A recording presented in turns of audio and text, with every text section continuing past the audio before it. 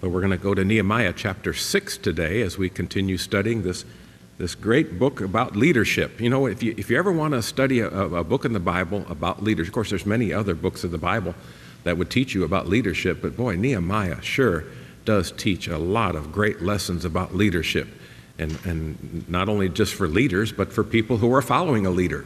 You know, it's good to know the thoughts of a leader. It's good to know the difficulties and the struggles that a leader will go through.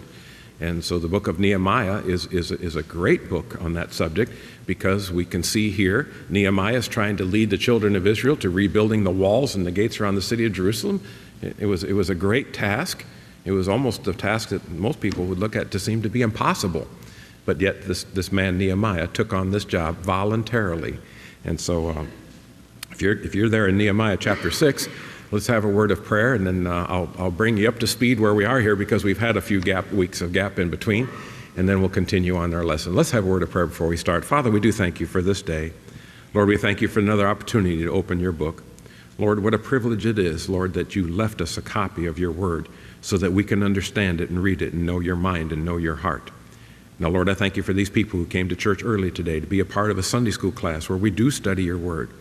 Lord, we thank you for this time together. Holy Spirit, please be our teacher. Open our eyes. Help us to learn something today that would help us to be a better Christian. In Jesus' name, amen. Okay, the book of Nehemiah opens up where we have this Jewish man named Nehemiah. And he's got a very important job in the palace of a Persian king. The Persians were in charge of the entire known world at this time. It was a worldwide empire. And this man Nehemiah was the cupbearer to the king. He's the one who tasted everything that the king was to drink and all the food that the king was to eat. So he had a very nice job.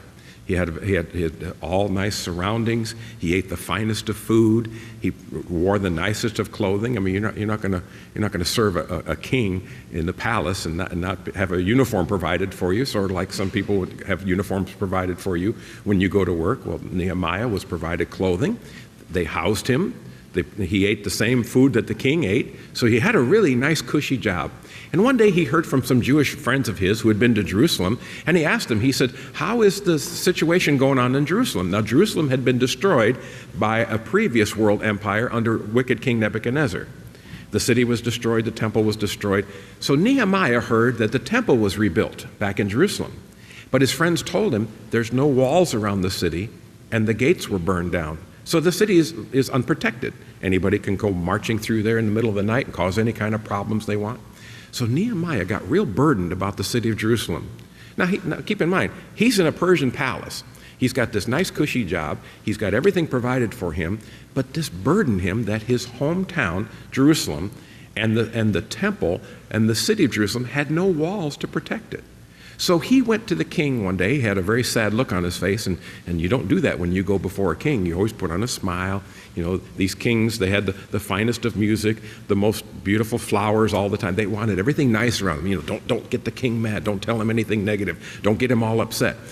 But Nehemiah one day came to the king to do his normal duties, and the king looked at him and said, Nehemiah, what's wrong with you? He said, I don't think you're sick. He says, it looks like to me that you're sorrowful. There's something wrong. You're sad in your heart. And Nehemiah said, well, he said, the city of my fathers lie in waste, talking about Jerusalem. He said, there's no wall around the city of my father's sepulchers. And that's, in other words, where his ancestors are buried. And he asked the king, he said, I would like to have a leave of absence. He said, I would like to go back and rebuild the walls around the city of Jerusalem and rebuild the gates. Now, Nehemiah didn't have to do that. Nehemiah had a nice job in the Persian palace. You know, I mean, there was nobody requiring him to go down and do that. But God put it in Nehemiah's heart that he wanted to go to Jerusalem and rebuild those walls and rebuild those gates so the city could be once again safe and be protected. So the king wrote letters of conveyance to him so that as he traveled from the Persian palace to Jerusalem, in case anybody stopped him and said, hey man, what are you doing? Hey, the king told me I can go to Jerusalem and rebuild the walls. I'm here under the king's authority. So those letters helped to convey him along the way.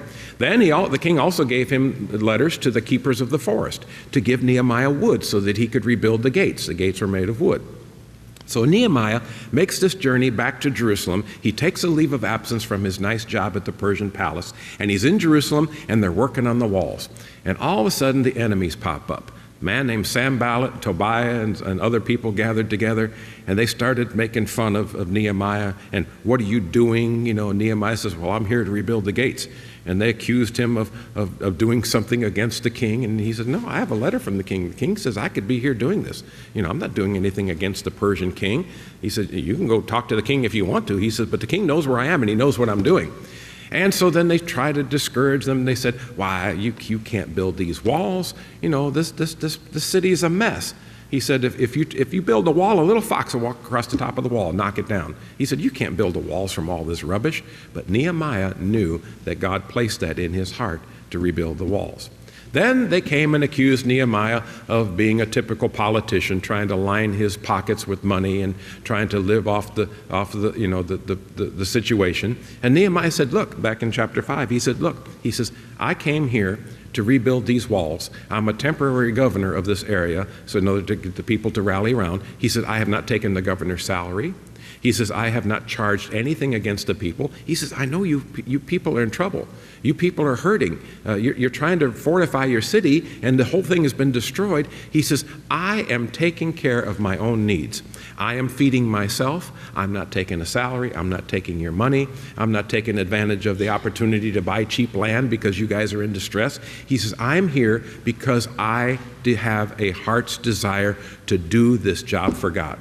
And so that's where we ended in chapter 5. In fact, at the end of chapter 5 in verse 18, at the end of the verse, he says, yet for all this, I required not the bread of the governor because the bondage was heavy upon the people. He said, I didn't take the governor's salary because I knew these people were hurting. I'm okay. My needs are met. When I'm done with this job, I'm going back to the palace, and I don't have a worry in the world. He says, but I'm here because I feel like I want to do that. And that's what he said in verse 19. He said, think upon me, my God, for the good according to all that I have done for this people. Nehemiah was just he just had a genuine heart to do something for the people and to do something for God. And he wasn't looking for anybody to pat him on the back. He wasn't looking for anybody to line his pockets with money. He was there because he wanted to do this job. What a great motivation. What a great leader Nehemiah was. Now we come to chapter 6. Now under Nehemiah's leadership, let's look at chapter 6 and verse 1. It came to pass when Sanballat and Tobiah and Geshem the Arabian and the rest of our enemies heard that I had builded the wall and that there was no breach left therein, though at that time I had not set up the doors on the gates. Let's stop right there. So what happens here, when we open chapter 6, the wall has been completely built around the city of Jerusalem. These people worked real hard. They took all the old bricks and stone that were used. They put new mortar on them. They built the wall, but they hadn't put the gates up yet. So that's where we are with Nehemiah here. So all that was left to do was to rebuild the wooden gates and hang them on the different openings around this wall of the city of Jerusalem. But since Sanballat and his friends failed to stop the people from working, they tried to discourage them, tried to make fun of them. They tried to make accusations against them. But now they were going to attack the leader. If you can't get to the sheep, you attack the shepherd. If you attack the shepherd and get him distracted, then the sheep are yours. And that's always been Satan's enemy. Satan always shoots for the leadership. If you can shoot the fellow that's at the top, the one who's inspiring the people, the one who's leading the people, the one who's guiding the people, if you can get him discouraged, if you can get the leader discouraged, if you can get him downtrodden, then, hey, the whole work's going to go downhill because every great work of God and every corporation, every business, everything needs leadership. So now Satan is going to use these men, Sanballat and Tobiah, to not only to try to discourage the people, but now they're going to attack Nehemiah. That's what their plan was. There are tremendous pressures put on leadership. Tremendous pressures put on the pastor of a church, for instance, like a pastor on this church. They're blamed for things they didn't do. They're criticized for the things they do, and sometimes they're misquoted and misunderstood. It's difficult to be in a position of leadership. If a person in leadership acts too quickly, then they say that he's reckless. But then if he tries to take his time and be careful in decision making, then they accuse him of being cowardly or unconcerned. So it's almost like a no-win situation. Whatever you do, you're going to make some people happy and you're going to make some people upset. But a person in leadership needs to find out what God wants him to do, Be totally convinced of it, and then go for it. And then as the people need to have explanation, or somebody needs to, wants to question what's going on, then you answer questions as you go along the way. But leadership is a very difficult thing. It's a very difficult position. You can't make everybody. Harry Truman said, if you can't stand the heat, stay out of the kitchen. If you're the type of person that you just fall to pieces if somebody was to criticize you, or you just completely come apart if you find out that somebody's upset at you about something you did, then don't put yourself in a position of leadership. Because if you're in a position of leadership, somebody's always going to be shooting at you. Somebody's always going to be saying, why didn't you do it this way? Or why did you do this? Or how come you didn't act real quickly on this? Or what's taking you so long to do that? I mean, it's just a barrage of things. I tell Pastor Wilkerson often, I said, man, I pray for you. I said, I'm just one of the assistant pastors here. I said, but you're the head pastor.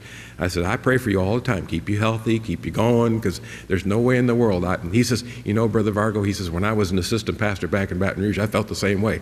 I was always glad that there was a pastor behind me to make ultimate decisions, that the buck stopped there instead of here. He says, but now, he says, I'm the pastor here. And he says, it's a little bit different situation. And I said, well, I understand that. And so I said, I always pray for you. And I would encourage you to pray for your pastor, pray for the president, pray for the governor, pray for the mayor of the city where you live. Pray for leaders. Leaders are bombarded by people all over. Well, that's what's going on here in chapter 6. These men, Sanballat and Tobiah, these guys who have been nipping at the heels of this entire project of rebuilding the walls around Jerusalem and rebuilding the gates, now they're turning their venom on the leader, because they know if they can get Nehemiah distracted, or if they can get him discouraged, then the work will stop, and maybe this whole project will die and go away, and they will have won the battle of the day. So if Satan can defeat a Christian leader, he can cripple a ministry, he can cripple a business, he can cripple a nation. And so that's why we always ought to pray for, God encourages us to pray for those that are in authority over us. And that just doesn't mean spiritual authority. It doesn't mean just the pastor. We need to pray for our leadership, pray for the people that are in charge of our government and all that kind of thing. Well, the first attack that they attacked Nehemiah with was compromise. They tried to get Nehemiah. A leader who has a job to do is very focused. This is my job. This is what I need to do. Every decision they make is ultimately goes back to one goal, and that is the job and the mission statement of that organization. Well, now they're going to attack Nehemiah. Look at verse 2 of chapter 6. Sanballat and Geshem sent, this is Nehemiah talking, he said, Sanballat and Geshem sent unto me, saying, Come, let us meet together in some one of the villages in the plain of Ono. But they thought to do me mischief. And I sent messengers unto him, saying, I am doing a great work, I cannot come down. Why should the work cease while I leave it and come down to you? And they sent unto me 4 times after this sort, and I answered them after the same manner. So here, up to this point, Sanballat and his friends were attacking everything the Jews did. Now they were going to try to get into the middle of the organization. They offered to meet Nehemiah in a village halfway between Jerusalem and Shechem, where they were, or Samaria rather, to work out plans on how they could work together. But Nehemiah knew they were up to no good. You see, if the enemy can infiltrate within and destroy from within, he never has to have to worry about the enemies without. Abraham Lincoln said that if this nation of the United States, this is Abraham Lincoln back in the 1860s, said, if this nation's ever destroyed, it'll never be destroyed from without, it'll be destroyed from within. If we allow things to come within and corrupt from within, the thing will self-destruct and self-implode. But that's what was going on here. Nehemiah they were trying to compromise Nehemiah. They said, hey, come over here and meet with us. We want to talk to you. But Nehemiah knew what they wanted. They weren't there necessarily to help. They wanted to infiltrate. It's interesting, sometimes when these Bible stories have a little bit of humor to them. They wanted him to come and meet halfway in the village of Oh No. And Sanballat sent back the message, oh no. He said, I'm not going to come meet with you. He said, why should this work cease while I come down and meet with you? He says, I'm not going to come down there. So their strategy was, if you can't beat them, join them. Get involved with them. And then once you get involved with them, then you can take over from within.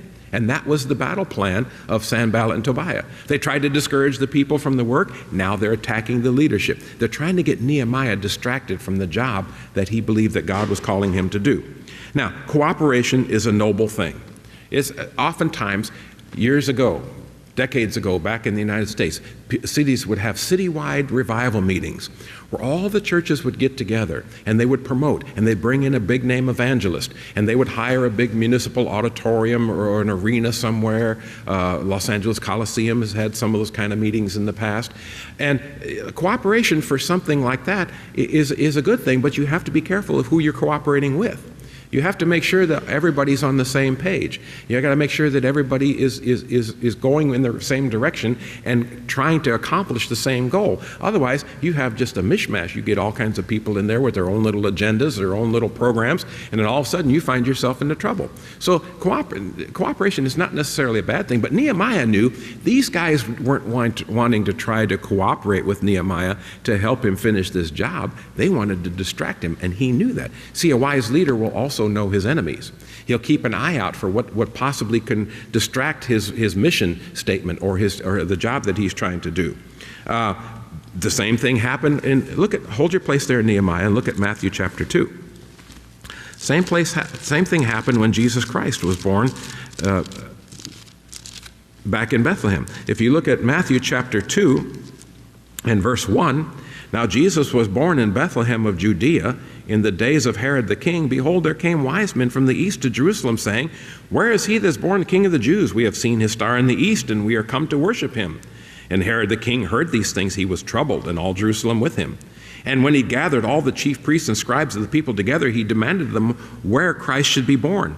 And they said unto him, In Bethlehem of Judea, for thus it is written by the prophets, And thou, Bethlehem, in the land of Judah, art not thou the least among the princes of Judah? For out of thee shall come a governor that shall rule my people Israel. Then Herod, when he privately called the wise men, now here's where the trouble comes, and he inquired of them diligently what time the star appeared. See, Herod's trying to find out where this little baby Jesus is being born because people are calling him the king of the Jews. Herod was the king. He wanted nobody else to be the king, and he heard these people calling the fact that the king of the Jews has been born, and so he wants to find out where this little king is. And look what he says to them in verse 8. He sent them to Bethlehem and said, Go and search diligently for the young child, and when ye have found him, bring me word again that I may come and worship him also. Yeah, right. Herod didn't have any intentions of coming and worshiping the Lord Jesus. He wanted to find out who is this Jewish young boy that was born, and who is this one that is going to become a king of the Jews. I'm the king, Herod said. So he tried to cooperate with the wise men. He says, go find them. Go search diligently. And when you find them, come back and tell me, because I'd like to come and worship him also. Well, it's the same thing going on here in Nehemiah. Sanballat and Tobiah came to Nehemiah and they said, Hey, come meet with us. Let's talk about this job that you're doing. Maybe we can be of some assistance to you. And Nehemiah said, Oh, no. No. He said, I'm not going to come to oh no. He said, but I'm going to tell you oh no. He says, I am not going to meet with you. Why should I stop what I'm doing to come meet with you? Because he knew that they were up to something. And what they were up to was the same thing that Herod did. If he can appear like he's trying to cooperate with them in order for them to help them get their work done, and all along, he's trying to undermine everything. The best thing you could do is never get hooked up with somebody like that. And that's what Nehemiah did. He kept on working, and he did not want to go down and meet with them. Nehemiah rejected their offer because he knew they were lying. They didn't want to come and help rebuild the walls around the city of Jerusalem. They wanted Jerusalem for themselves. Also, Nehemiah said in verse 3, he says, I'm doing a great work. There's some times when you got to stop and realize that what you're doing for God is more important than what other people are trying to get you to do. So many times a church or a ministry gets involved in some political campaign or some political issue, and all of a sudden they focus so much on this side issue that they forget what their main job is, and the main job gets left undone properly. And that's a very big danger in any kind of a leadership position. You have to stay focused on what you're trying to do. Now, other things are going to come to you. People are going to want you to help them with something. People are going to want you to endorse this or endorse that. And that's all well and good, but keep in mind, you have a main job to do. And Nehemiah, he didn't want to go meet with these guys in the plain of Ono because they weren't trying to help him. They were trying to subvert him. So he decided, no, I'm doing a very important work. He says, I'm not coming down to meet with you, and I'm not going to let you have a part of this job. Then they tried to attack him with slander. Look at verse 5. Then Sanballat, his servant, said unto me in like manner the fifth time with an open letter in his hand, Okay, so they're trying to get Nehemiah to let them help them with the job. And Nehemiah has told them, in verse 4 says, that they sent unto me 4 times after this sort, and I answered them after the same. 4 times they came to Nehemiah and said, come on, meet with us. Let us come and join you. We can help you in this project. And Nehemiah said no. 4 different times he said no. Now he writes an open letter. You know what an open letter is? You ever read in the newspaper, this is an open letter to the citizens of Long Beach from so-and-so. All you're trying to do is get people rallied to a cause, trying to stir people up against somebody or something. So what happened when Sanballat couldn't get Nehemiah to come down and meet with him, he decides to write an open letter to everybody. Look at verse 6. He comes in with an open letter in his hand, wherein was written, it is reported among the heathen, and Gashmuth saith it, that thou and the Jews think to rebel, for which cause thou buildest the wall, that thou mayest be their king, according to these words. And thou hast also appointed prophets to preach of thee at Jerusalem, saying, there is a king in Judah, and now it shall be reported to the king according to these words. Come now, therefore, let us take counsel together. Then I said unto him, saying, there are no such things done as thou sayest, but thou feignest them in thine own heart.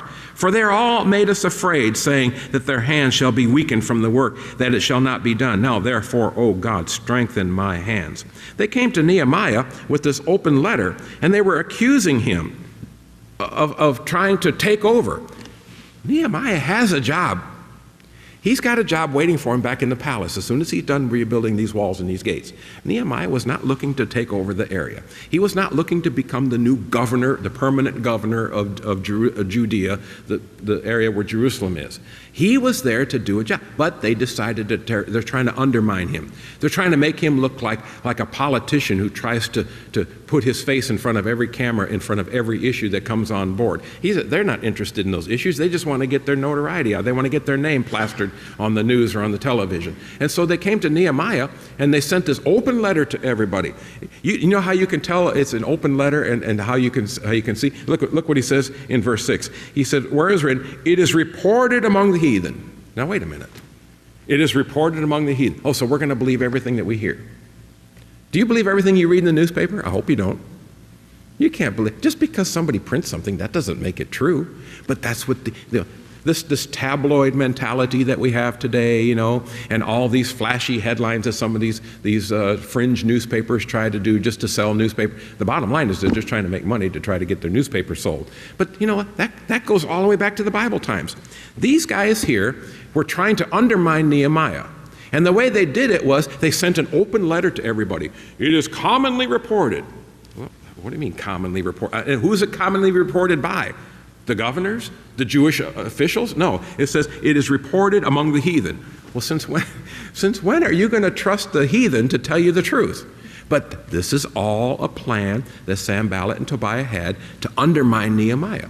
If they couldn't get him to stop his work and let them join in, which they were just trying to destroy it anyway, they said, well, let's just destroy his reputation. Let's send an open letter to everybody. And let's tell everybody that's been reported commonly among the heathen that this guy Nehemiah is trying to set himself up as a governor. He's trying to make himself as a king. He's trying to live in Jerusalem, and he's going to try to pad his pockets with your money. And Nehemiah told him, he said there in verse 8, he says, I sent unto them saying, there's no such things done as thou sayest, but thou feignest them out of thine own heart. In other words, you're lying. You're making this up out of your own heart. Nehemiah said, that's not my goal here. I'm not here to set myself up and make myself a king or a governor. And then verse 9 said, for they all made us afraid, saying, the hand shall be weakened from the work, that it shall not be done. Now, therefore, God, strengthen my hands. Nehemiah didn't answer these guys other than to say, no, that's not true. And he went on with his work. Nehemiah was smart. Sometimes we give too much attention to people who are trying to attack us. And all that's doing is helping them to accomplish their goal, and that is to get him sidetracked. And Nehemiah said, look, you wrote this open letter. You're trying to make the people afraid. He says, all I'm going to do is I'm going to go to God and say, God, strengthen my hands. I got a job to do. I want to get this job done. And so they accused him of all these things. He denied the report. He prayed for protection, and he went right back to work. Nehemiah was a focused leader. He knew what he had to do, and nobody was going to stop him. Nobody was going to sidetrack him. Nobody was going to infiltrate to weaken the job. He had a job to do, and that's what he was going to do. If Nehemiah stopped here's the bottom line. If Nehemiah stopped his work to deal with these yo-yos that were trying to infiltrate his work and to stop his work, then his work would have gotten undone and they would have accomplished the goal that they were trying to accomplish. If they could get Nehemiah to come down from that wall and fool around with them in these talks and try to listen to all their gibberish about how they want to try to help, all they would have done was to slow the project down, because now Nehemiah is spending his time fooling around with these guys instead of doing the job that God has called him to do. So he would have fallen into their trap if he would have just given them attention. Instead, he just says, no, that's not true. You guys are making all this stuff up. He said, this is something you made up out of the lies from your own heart. He says, and God, he says, strengthen my hands. I got a job to do. And he went right back to work. And that's a very smart thing about Nehemiah and his leadership. Then they tried to threaten him. Look at verse 10. Afterward, I came into the house of Shemaiah, the son of Delaiah, the son of Medabil, who was shut up. And he said, now, here's another attack that they made on Nehemiah. He said, let us meet together in the house of God within the temple, and let us shut the doors of the temple, for they will come to slay thee. Yea, in the night they'll come to slay thee. So here's this guy. He comes to Nehemiah and he goes, hey, word on the street is they're going to kill you. He said, I'll tell you what you do.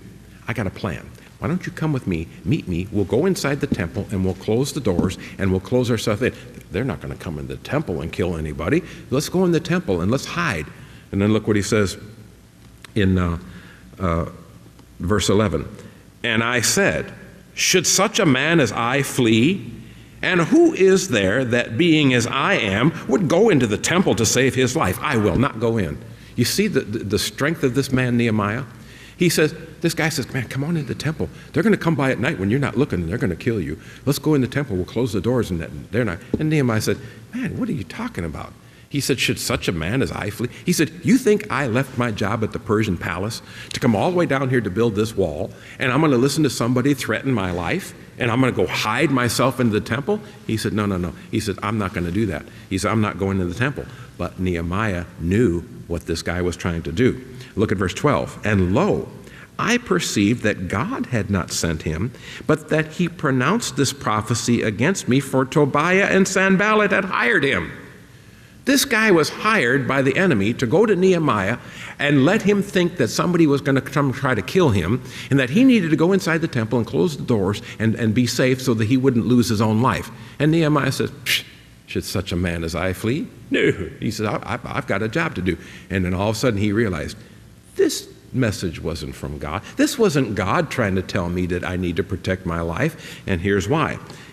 Verse 14 says, my God, verse 13, therefore was he hired that I should be afraid and do so and sin, that they might have the matter for an evil report, that they might reproach me. Now, you got to understand Jewish customs here and understand what he's talking about.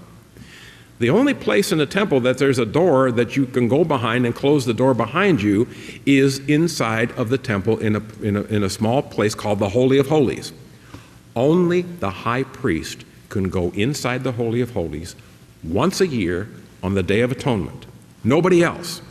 So for this guy to come to Nehemiah and tell him that you need to go inside the temple and hide yourself and close the doors, what he was saying is, you need to go inside because there's no door. The courtyard of the temple is wide open. The only place where there's a door where you can close a door and shut yourself in is inside the Holy of Holies. Nobody's supposed to go inside the Holy of Holies except the high priest, and once a year on the Day of Atonement.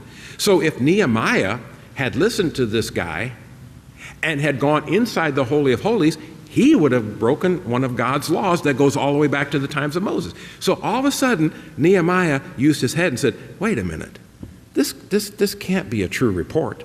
And this guy didn't come to me from God warning me that I need to go save my life, because what this guy is asking me to do is something that is wrong, and if I do something wrong just in order to save my life, no. He said, things aren't adding up here. And so he said, I am not going to go in. And in verse 14, he said, my God, think thou upon Tobiah and Sanballat according to these their works, and on the prophetess Noadiah and the rest of the prophets that would have put me in fear. Every time these guys tried to box Nehemiah in, he didn't spend a whole lot of time fooling around with them. And the first thing he did after they came to him with these kind of things is he went to God and he said, God, help me. God, strengthen my hands. God, you take care of this. That's basically what he's saying in verse 14. My God, think upon Tobiah and Sanballat according to their works, and on the prophets Nehemiah and all the rest of the prophets that they would put me free. He said, Lord, you handle this thing. You gave me a job to do. I'm trying to build these walls around the city of Jerusalem and get these gates put up so that the city could be protected once again, so that the temple, the place where you meet with your people, will once again be a safe place.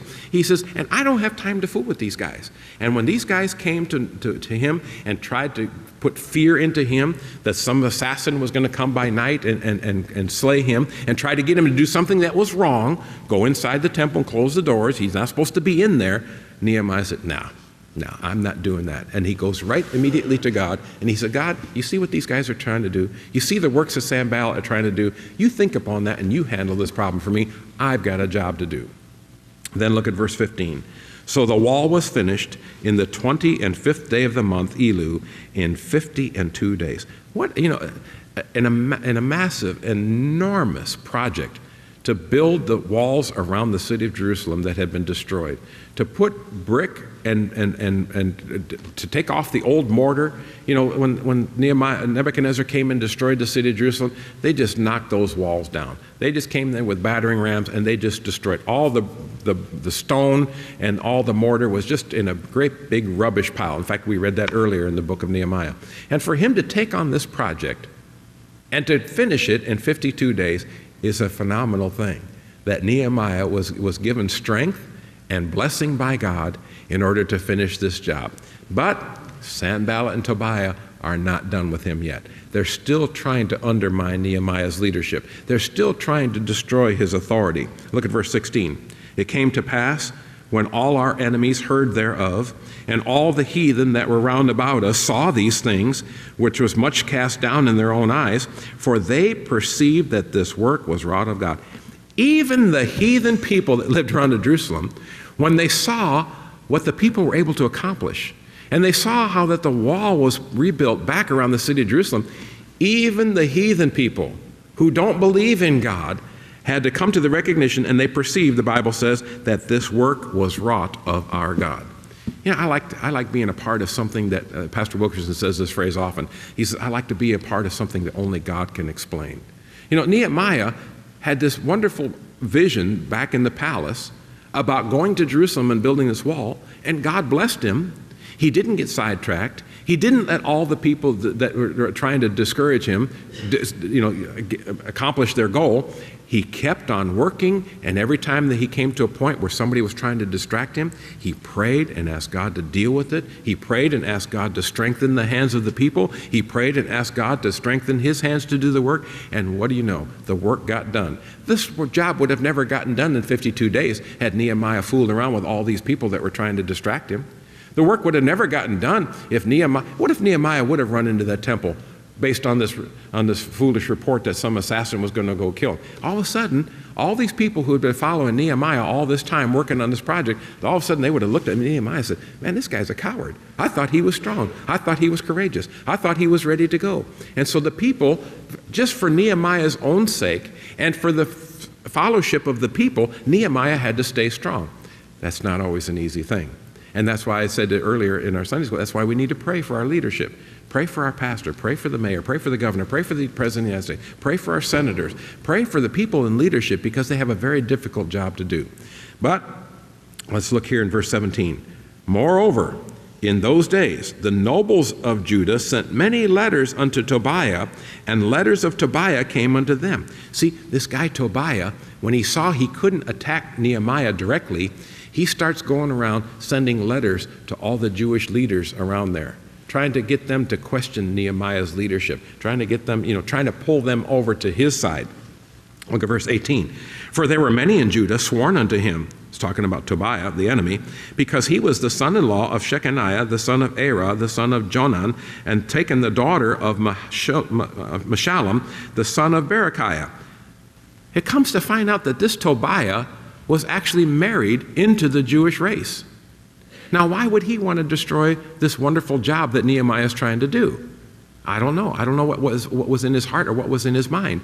But because he had some kind of a connection into the Jewish people, he used that for his own benefit.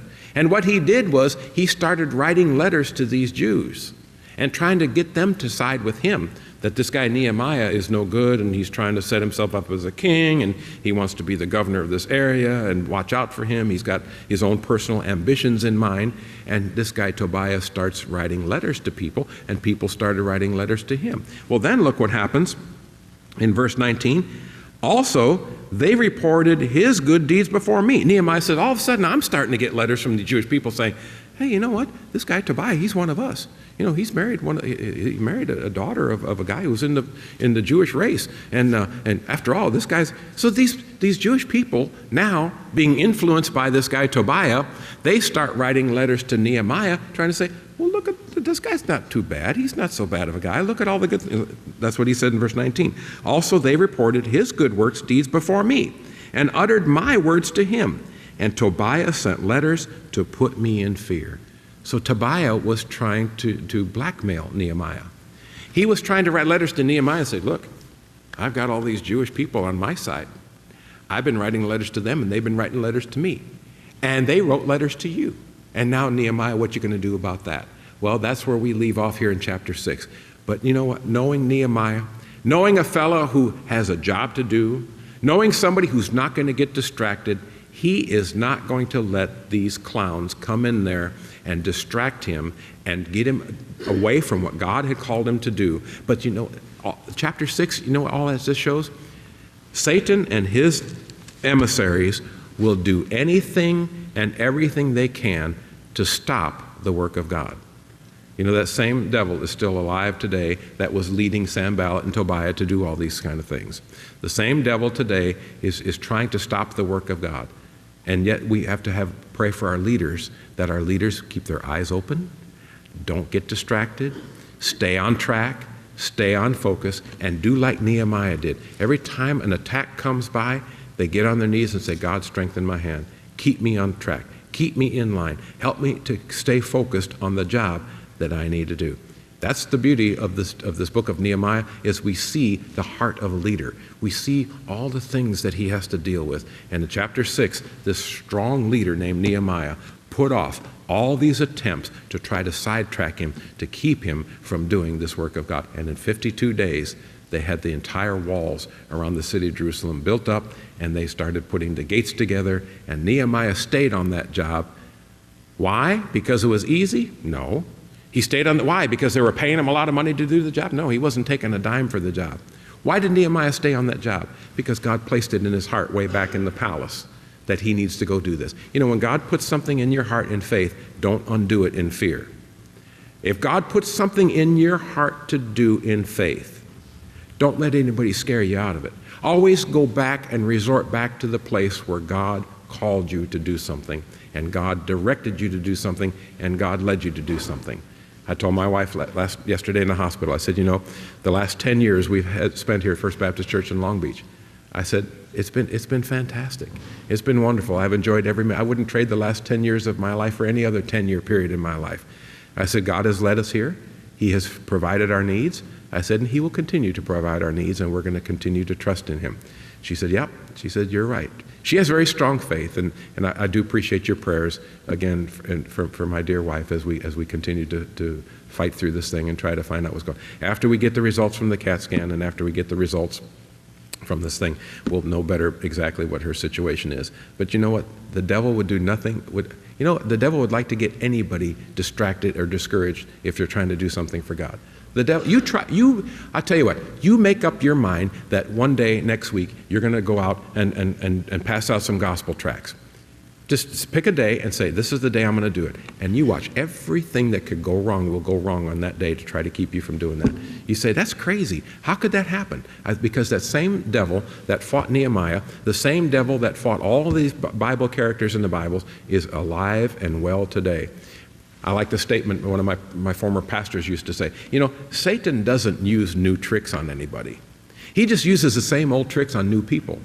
The devil doesn't have any new tricks that he can pull out of his bag of tricks. He just pulls out the same old tricks on people who aren't aware. That's why the Bible tells us we need to be wise as serpents and harmless as doves. Be aware of what Satan can do. And Nehemiah was one of those people who was very aware of the distractions, of the discouragement, and everything that the devil would try to do to stop him from doing his job. But we need to be like Nehemiah.